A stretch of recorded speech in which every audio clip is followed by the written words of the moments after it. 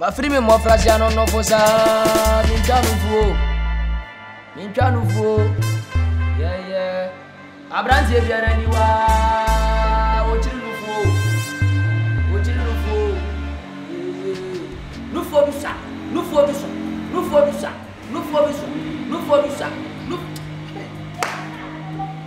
Do with the magic grammy. Do with magic grammy pair. We are my tapper. What they have to wash away. No baby womb. VJ na free man give ya menti ase pra man give ya menti ase on every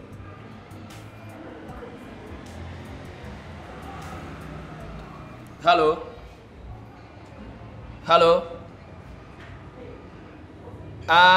atadwini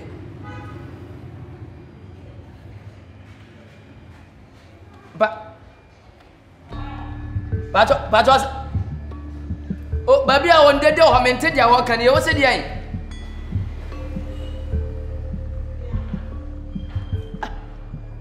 oh, that I said now work and nyabotre. O say I suffer life overhead the next one can't free by more form. Mimi Franca. Bue! Asababa! Yeah!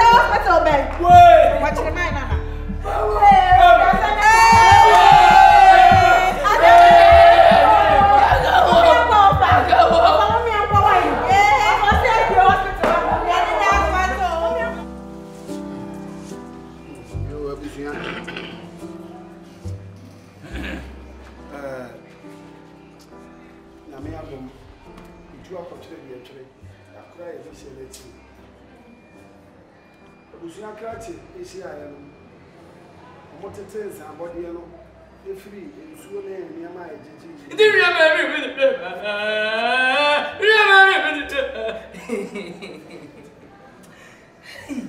so wa Ipo wa be go Aka be sa wo shubu ba sisa na kasa ah what's your shoes I have na na Where you going Franca where you going Oi wo nu me da me ku kan ni ni ho so wa we ya me amantamu ye buka wo fa wo de kasa na ye hu ye no ma Ba na oburu ye o yi na se aye twen ne fom kla na no wa hu no wasema ka. Why? Katafu mu. Hwe, esi usi dwono ho, wate. Franca na ekọ no ka hu se wo aka wo so fa dia wo de obati ne ko wo so fa bibla. wo de obati ne ko What in the be my papa bia aba fi ha no a. O se ai. na wo so ye yi a ensa ye ni ensa wo wutumi num ni nyina asa eye no de Wo so sa bo dia wo mo me bon bedwam a wo chichi ni chen na no so no na ya wo busa eno wa se de mo peka. me de me wo dabo O wo be na o dom dom wo dabo papa Doma o mo bon bedwam a wo chichi ntuma mu no e be de kama. What? A full come no so no or abusani ana so enwa ya. What him tie? E ye fie miti ana so abusani. me se me kasa don't think na abusani miti. Akoresafo asa de se me twa mo amenti ase. En san so de Na wo ka de fe mi ta o se ka du kwa sa betime mi kula. An ga brawu na me no nsa na he. Wo hye no. e mo wa se wo kra wa mu Franca ne Me de kan guguru aka. Papa so come on to me entie ela kwa kukila kra wa yedi oh se na ni da so asa Yo. Yo we ni da. wo de wanu yi Wo we ni da so. ne mo ku no Why? Wo de ye kakura yan kasa tu sam no kwa. Wo be ya ma be ma no ka de. Matoda sa wo be yan so wa nya matoda na me bo wani so ma me de matoda Ya kasa ni baba Eti mu jame nye mitina na le. na kata cha Ni panya u ni panya ple. Nye mitina mo ya concert party. wa ni dia ple pa abusan kele Why? wo de wani abele Kila.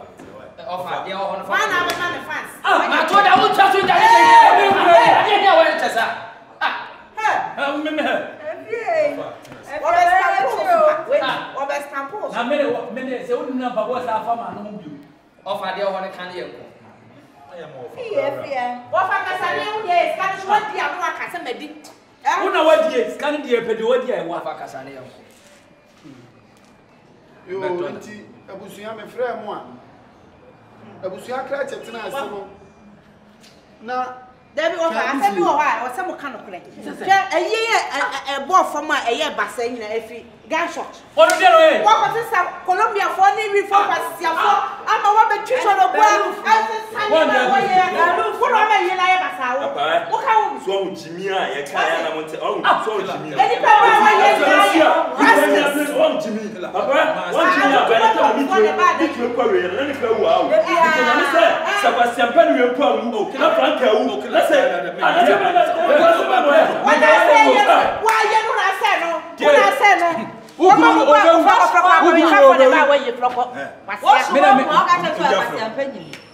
Akofa balu fo ba be ko yes no mo twu balu. Na da obusia na wa be tele wu be wu ama yo.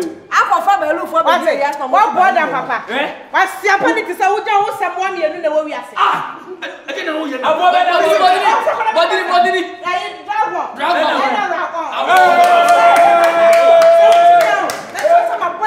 me se de. Me se de. fucking my Yes. that the fool na yeba ye hwese ye benya fa so didi wo ho a mo de kwasia fo abaye na mo Abusia de kese papa bi ani. Eh. Wo kala bra bo ni wa no kasa.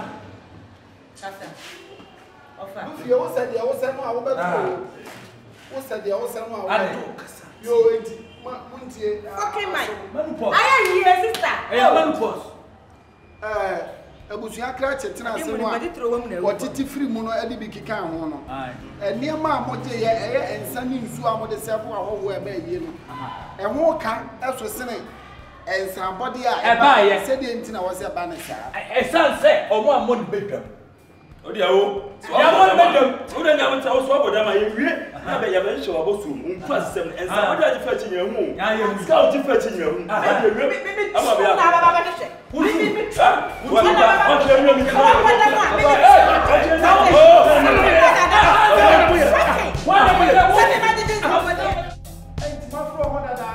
ofa me de me kan no kra sura meeting ni ayo ya ye ya to kwesi ase ne meeting ya me se santo kwa business meeting ade wan ka se tu ho fo na de me ma de Nti nra discipline hu wan.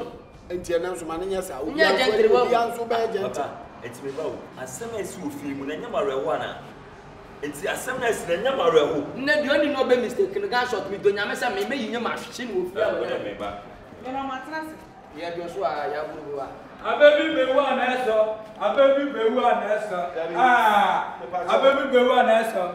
Position ma ni nya ho. Are. Ba cho wo Abraham. Papa ya na metina. Abebi bewu aneso. Ene moja be mi obi. Woni mi obi fa. Anya meeting ya ye because the money be. Na ma cha wo sin chore woni mi obi fa na. Kwa ku betina. Papa de ya na so be so sebetia. Obe na metia. Kela. Obe na metia ye. Fucking things. Aya me try say. Fuck off. Kai na wa ba so hand you. Ehene. Na say onu ye ni mbo na ye. An so nim say ho ye. Odi ya me try ya. Ko ho na ho na ba bo. Ana pe ha. Obi an kana ntu na me kasa. Busua. Oi. Ye nyina ye nim.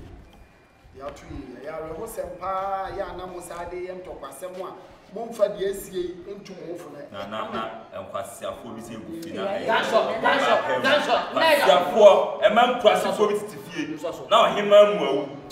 I'm say efiti na de kwa de be so ofia be si. Se ska no jifa achi ska na ma be si. Yo. Share. Ni nya dui bia na kasa me so. Nya dui bia na kasa me so. Yo. Eye wo so amofo wo nso so no aye din no atena se. Wati na fia de Ofa hemba to asanye so ne ye. Nti na sade no na nka me be cha amoma basabasa si mu ma ye ntimi no. Busua kra chetena ase no ka e ba ye no.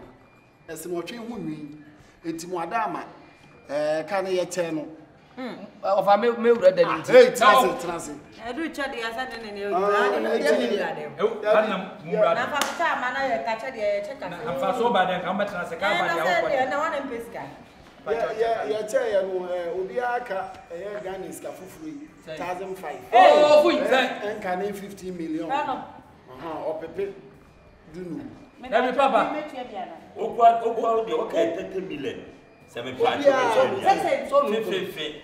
Na me ni kunu wo jins abode fa achire no. Ye be twa 15 na mo be che do. Me jins abode fa achire. Na wo ti. Wo no wo ba kwasiafo to nya yi o ba ye o ma mo sa. Obi na ba ya. Me wo ba titi no ma ba bo sa. Ne kwa na ma mo nya. 15 million ni free say sign aka. What ti ama wo kunu esifie na manfo be ti ama ma bonsa na ma. Ai na wo di. No. Ana mo ya me o. Ana mo ya me. Me de wa ma ta mo ya me. Hey, akonta papa bi. Akonta Elio.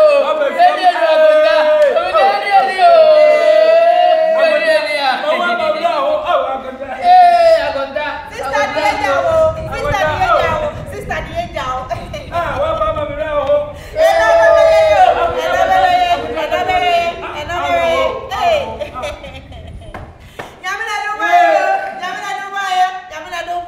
Aye di no tnasi o. Abundant tnasi.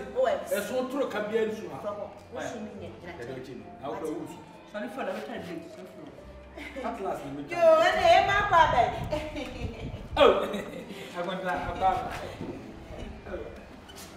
Hello. Aguanta kwa fa mi ko wate. O kwa fa mi ko. If you are the mentor interview. Yo, fa, ene wa da ma ye. Ade se we be man na.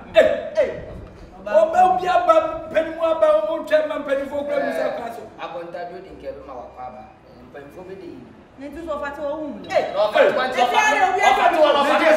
obi adi obi adi. Ofa na so ba ne. Wo ba ma ne. Ada wudi ma ma mere wo. Ofa na so ba ma ne. Abra no ofa se te ko. Mu nsua hwe no.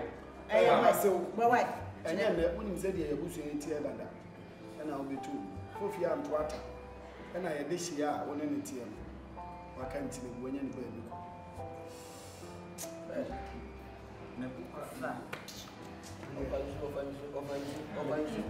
Aye, ni se dani na.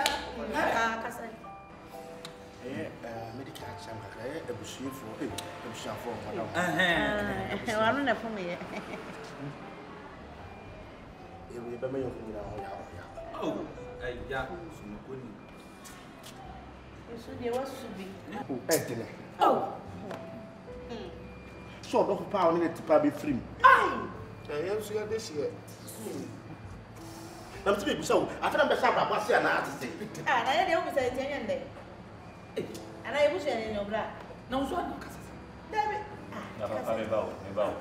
Sai sister we yawo no enya kasa. Ya wo me bona so. Na kura sister tani.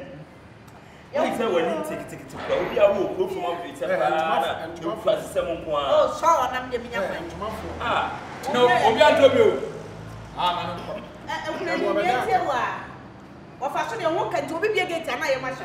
Akontaye makasa na wa. Ni na sa wie ka ba chiri. Oya we. Onim. Anti se kwan be fa so e betua ka no se be atwenye. Woni ko be kan de ma fa ni nyina. Papa. Sementia.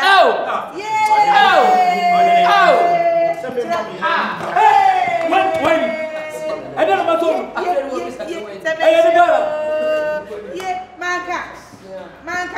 Manka sabra iba. Obe shiske ya to agu amaye. Wa shika na to agu. Den apo. Akontanya mi sira. We de yesa mi woku na ke de me she wa na. na ko domeno wo akontanya mi sira wa de hia wa nche se me kura age mi nsem. Nka we brema hwampa ni betua maye. Fati wo ni kapre. O su kunu tu oni kapre. Na so ni kapre. O me de say nka me nka sika fo. Bamena. Pia. Mama say, mama sin so man sa wa. what the catch ya O kare de ma fa ni. Ah, fa ni no. Ya man fo ji ni fie ni so ya ba ji ni ade ya fie ayi. Nemu. Ni bebe se ni bi fa. O say. Sika ni bebe bi afa. en sa body no Ah. ya pa Akonta we de chere. Se ko fa kana ma anye kara ko mo tumi. ai Na sika no so amma bebe afa wa fa ma to me bo die wa yi. Asemba ye nya mo ti aso. O de ni bere na kasa sa mu. Oje ye ba se wonim se wotrim kan a so bi dia etino papa do peso e no nye e ka wuru ko de ya o ka wuru ya kwasafo mi ma discount rate no me tia Oh, ganso bi nya mo. Hey beja to before udi De o sa mo ni se. E bia bo na wo keka no. Enye sese Eduabo ye. What? Eduabo ye. Bra. abusapen me se me jun saka me fa be bia gusu kakra na me say se de me kosu sa bode e medum na de na mfitiri Ya sim konya foforo je ni. Di banyo. Abusafo na ne be agi na chira na sa hoho no. E be ya wo. Oh, because na wo ni de. Yes, abonye sika kura de memere ye dey. Busani bi ni wo be din kwase asem sa. Ase we de. Mi go sika wi a mesensa. Ensa abode. O say. Ase o. Ye wo fe kasa. Bema na mesra o. Makoye pani wo fie di minti be hwe ma o mfa bufu onye hwe. De ohu ni mfitire o, de wo ye bia no. Se ye ya wasikiti se wo beje kana to me de. Papa omo sunim so me bi go picture omo ndo omo wadi enye sa do peso no nye simple Wonya bia bonye. Bia bodi ye papa. dia bode Abuja we de me mesra. Se bia ko tra papa ine de. Sebi. Ude ma. De ode ne hunu wa uko. De wa wusu ni nkatato. Oh. Sebi ode da ye na chire bia onya de se ye nua ba no be se na ba na chire. Okwa.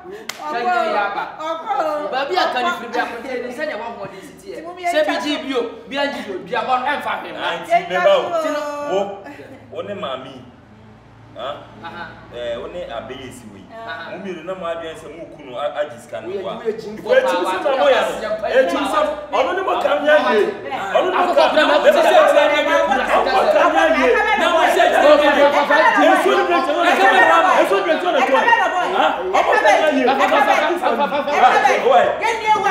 ya se na mesia wo. Ya jira o ya ka ni mo boda na. Mo bo wa na ye. wo bo wa na ye. Uja na ye. Ka ja me ba ko ka wa. Afulu gambo ayase do o twini nyina ko si dem na no ma wo. Ya me ka ni se wo no sa wo de si ye bia. Wa na no wo. Tie. Eyi na wo ka te wo su ama no. Kakra do mo di die ni si ewu te. Wo so wa boka. Na ye ka ni ewu ne. Ye ka ni ewu ne. Ni pare so muslim star. Ya de shana wo no so muslim star. so na me sole ya ba de ta ma Da bi no be. Da bi ne no be. to no ni ma ko du achi Masa mi do ya me trust squad. Tinasi. O ya me trust squad ma no kan kire. Inti ase. Bema na so. from companies na se ka amon ko na ko Yeah,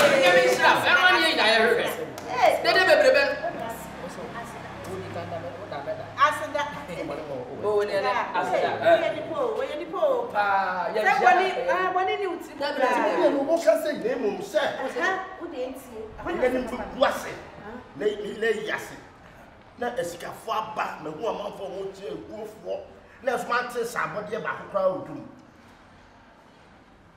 the guys also down na kana oh tia ka over hu me me nkase e ka de me tia akwada na bi so smart sabode odum eso na sabode aba amanfo ni age amanfo butuma yema akwada German nka What we be? Hey! Akwada. No one boy sir. Na wanga sana say we are comforted than anama na say we na go share share.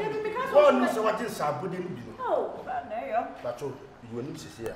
Oh, akwada bibi ni anu anya abotere. Deputy. Say mo so mo be yi a no ma yine ntem. Abonofo ne de. Abonofo de o de to. Ami se wo bi akoto ba. Akon riba. Ni awo ya me kwa le tamai. Me ba, me say. Ode mo ngomla. Do onim says abodi ya me pacho me ba wo. Ayi fo bae ekuofo ni bae. Ekuofo bi. Nyum kro, no kram say bi no omukuta omu bete omu di nsuo bae. Ba me hu omu envelope. And one by my wife, you for them by one by me. What be a yen book now? Maybe be a patrol, make the same, may I cry my kite. May I make 2 million members? You say, we'll be dealing. That's a said, oh, and somebody and somebody never do them. No one I'm going to find a free one by just running for you. Almost to the end. Fatima. Hey! I'm going for baby. I'm going to 2 million pool. But I said, so name 20 amount by a banner baton in your sky. Oh, 2 million per boy. 7 let's 2 million. 2 million. I got that.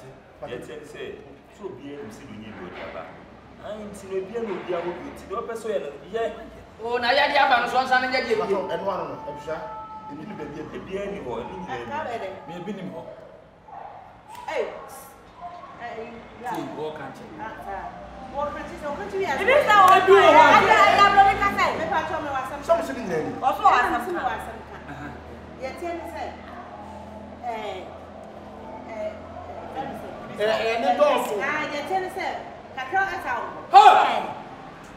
Mr. Woody, may be off my bedin wa. Bisa wudu. Se be off my bedin wa. Make back and 1 billion. 1 billion be 1 billion. Ah. And somebody 1 billion. 1 billion. Oh, a bedin me to my council. And you didn't bed you. Me go to my council. And you walk and you didn't bed you. What can I want to be? What you 1 billion? What was only one? What can you do? I will also Mr. David, 1 billion. 80 minutes back. I'm going to bank the money. Well, so you can't find a full of it's a I'm going to say, you bet my son. What's it? Also, do that short away. 1 billion now what? Whatever performance. Oh, I got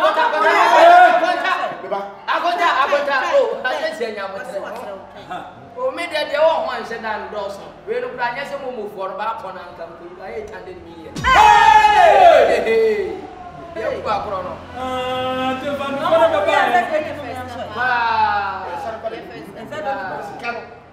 So 1 billion. 800 million. 1.8 billion. I'm sure they get a million. Yeah, Papa, yeah. So once. They say, 1 billion. 800 million. They have 1.8. And they said, 30 years. 30 million. It's about so be around Madama, or be as it being said to. Lemon, don't say be said to no. Because some pop from me, but yeah. Don't say be said to no. Won't no. Jim McCoy, I want that. And then we Now now where's 1 million why? Tie na kuma se. Tie. Ene na Eh ba cha wa fa. Tie, wo so anyi makomra o. Ene tie. Tie na me se o. So anyi makomra o dia. Me asana me ka ya me tie me ma wo na me tie o. Me so nyale nyale Mr. Biani. Ene Tuesday che Wednesday. China no part 2 minutes kana ma mo be believe. Da won ya. Who this camera? Kana ma mo be chi. Da do this camera. Share no na wo di be no na. Ka say yam kura wa mo say wa boda Mr. Biani ho. Wode wura ma no mo aka. Ya bo Mr. Biani ho moy. Ene na ho. Me dia nyale, me nya boda, me so nya boda ni. Me nya boda ni. Eh. Skabiani. Me ba na ko me so nya kwa me se, me nya boda ni. Me boya pressure. Sheda. Hey! Ah, ele não vai, vai, vai, vai, vai, vai, vai,